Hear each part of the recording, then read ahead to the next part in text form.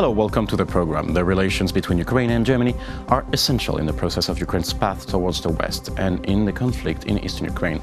But what's exactly at stake here? What can Ukraine expect from Germany for the years to come? And how can Ukraine influence the course of discussions between Germany and Russia?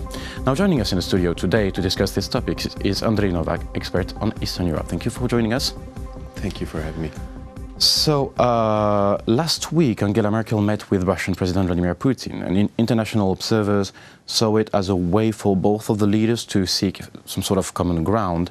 What does it mean for Ukraine? Well, obviously, for Ukraine, it's always a sensitive topic to have Germany and Russia negotiating directly without itself being represented due to historical reasons of going back to Molotov-Ribbentrop and even older history. So, and topics like Nord Stream being discussed, Nord Stream 2, and a possible UN peacekeeping mission for the Donbass, and that obviously means that it's difficult topics where Merkel is going to try to be the middleman, the negotiator, and not to take one side too strongly. So at the same time offer something to the Russian side, but without weakening the EU position, keeping the European member states together, and also without giving too much away at the expense of Ukraine. Now, it's interesting you're raising the controversial, to say the least, Nord Stream 2 project. So was one of the topic of the discussion. How do you see it evolve, and how can you explain Germany approved the project, but in the meantime also insisted that Ukraine should be at the heart of this project? Now, before answering, let's listen to Angela Merkel's intervention in Sochi last week. We see Nord Stream 2 as an economic project, but it has its implications, which is why the question arose, what guarantees Ukraine can get in this context? So here's the question, what guarantees Ukraine does have? Well, it's only recently that the Merkel under her new government has actually pointed out that there's a political factor here. That it's not only an economic project. So that's already part of the Ukrainian narrative, part of a Ukrainian point of view, incorporated into the government position. At the same time, they are trying to make it a situation where they can have the cake and eat it too. So say, don't disappoint industry, the gas industry involved in this. Obviously, with strong lobbying from former Chancellor Schröder, one of our strongest Putin-versteher, and at the same time trying to keep Ukraine somewhat acquiescent to the project. So they are trying to find a solution to still lead enough Russian gas through Ukraine that it gets the transit fees and doesn't feel cut out, so the fears don't materialize in that sense. However, this is going to be a legal kind of agreement that in the end we don't know about the credibility of the Russian side at the end of the day of this in the future. Even if there's a signature under it, I don't know if we can rely on it. So you spoke about Mr. Schröder, who obviously has its stakes in Gazprom, and who's a strong lobbyist in favor of Gazprom. What can Ukraine do effectively to be part of this, to put pressure in this process, to put pressure on maybe Germany and maybe Europe for this Gazprom project, either way now to be built, or like for Ukraine still to have transit, gas transit?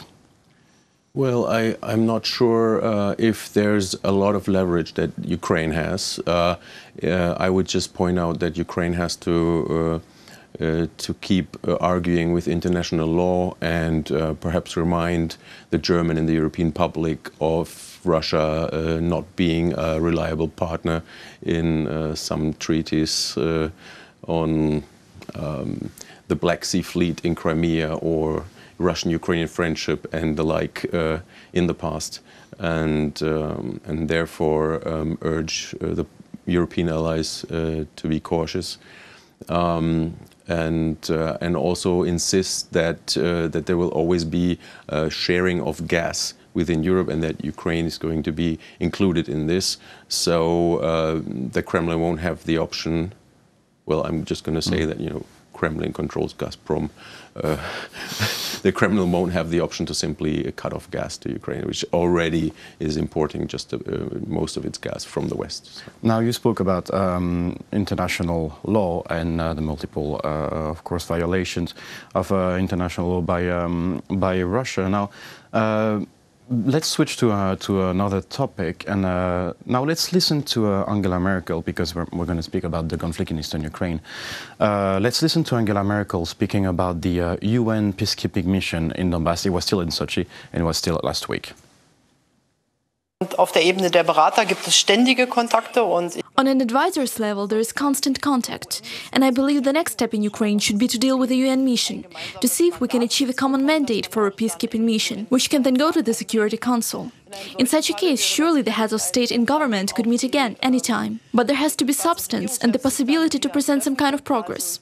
There is intensive work going on, because the current situation is absolutely not satisfactory. So there is apparently war going on. What are the level of this work? What's happening now in matter of in Germany and in the EU in the matter of this UN peacekeeping mission? I happen to have written an article on a potential UN peacekeeping mission in the Donbass back in November 2014, where I drew on my experience from the former Yugoslavia, such missions as UNPROFOR, S4 and UNTAES in eastern Slavonia. And at the time, I recommended that there should be a proactive position taken by Ukraine and its European allies to establish such a mission. Unfortunately, that Ukraine attempted that, but it wasn't so successful until, again, the Kremlin mentioned something about a peacekeeping mission, and since then it's been taken more seriously, this topic. And the negotiations, of course, are not about what Putin suggested originally, that would be just bodyguards for the observer mission. But of course, what Ukraine needs and what the European Western allies are pushing for is, of course, a mission with a robust mandate in the entire territory of the Donbass that would also include some kind of a roadmap, a timetable of handing over control to the Ukrainian side and control of the border as well. But if I may, there's already the OSCE mission who has a robust mandate and who, well, I mean, in the matter of the West, it is legitimate to be in this territory, but still, the OSCE struggles to be in territories held by Russian-led militants. So, how to ensure that a UN peacekeeping mission can actually, be efficient in these territories? Well, as the name of the OSCE observer mission already implies, what they are doing is observing, and only in a limited area. They don't have access to the full territory, and that's one of the dangers and the caveats that I would make a point of mentioning to avoid making a bad deal that would effectively make such a mission a Russian Trojan horse, so to speak, where the end result would be no security, no reintegration of the occupied territories, and a massive loss of credibility of the Western partners in the international community. So to avoid this, you would have to have a robust mandate of well-equipped soldiers, peacekeepers, and they would have to have the option of getting backup in case of being attacked, because the credibility is at stake. So even if initially maybe you wouldn't have NATO member states there. You wouldn't have the United States there. But in case of them being attacked or serious danger for the civilian population, there would have to be the option of backup. So it would from imply, outside. It would imply the US potential or NATO potential backing up of this UN peacekeeping mission. Well, there has to be credible forces. I'm not saying necessarily NATO countries, but if we remember Srebrenica, which was a so-called UN safe area until the Dutch battalion pulled out, no airstrikes were conducted by the NATO Air Force, and so the genocide occurred, and airstrikes would have to be possible.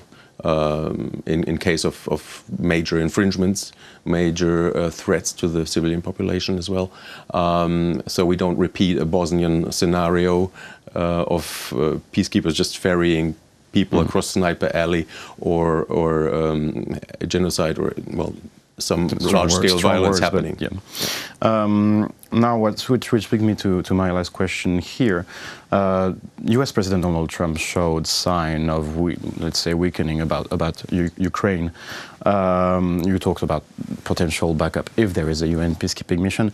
First, how to guarantee that the U.S. will potentially or would potentially back up such missions, and how is the tension or complicated relations between Germany and the US influence the relations between Russia and Germany?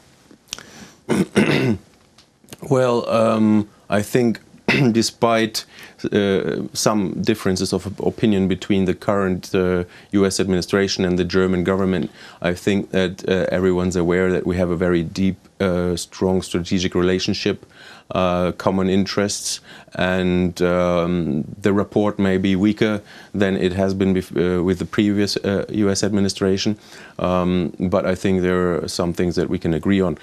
Now, regarding the Donbas mission, I think that Europeans should be at the forefront of this, and that we have to move towards being able to guarantee stability and security in Europe without always having to have the US take the lead. And if the Europeans will be able to just keep an eye on it and be on it, then in the case something happens, which I don't hope would, I think there would be American support as well. Well, thank you for joining us in the studio. It was a pleasure to have you today. Thank you. That was Andrej Novak, expert on Eastern Europe, discussing Germany and Russia's relation. Thank you for watching the program. Stay tuned for the rest.